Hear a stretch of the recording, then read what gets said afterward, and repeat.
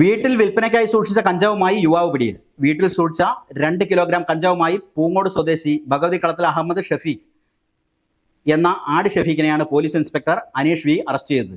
Nilambur DYSP PK സന്തോഷിന് ലഭിച്ച രഹസ്യ വിവരത്തെ തുടർന്ന് കാളികാവ് പോലീസും നിലമ്പൂർ ഡാൻസാഫും ചേർന്ന് പ്രതി കുടുംബസമേതം പൂങ്ങോട് താമസിക്കുന്ന വീട്ടിൽ നടത്തിയ പരിശോധനയിലാണ് കഞ്ചാവ് കണ്ടെടുത്തത്. 500 രൂപയുടെ ചെറിയ പാക്കറ്റുകളിലാക്കിയാണ് പ്രതി കഞ്ചാവ് വിൽപ്പന നടത്തിയിരുന്നത്. കഞ്ചാവ് തൂക്കുന്നതിനുള്ള ഇലക്ട്രോണിക് ത്രാസുകളും ലഹരി ഉപയോഗിക്കുന്നതിനുള്ള ഗ്ലാസ് ഫണലുകളും കണ്ടെടുത്തു. പ്രതിയെ മഞ്ചേരി കോടതിയിൽ ഹാജരാക്കും.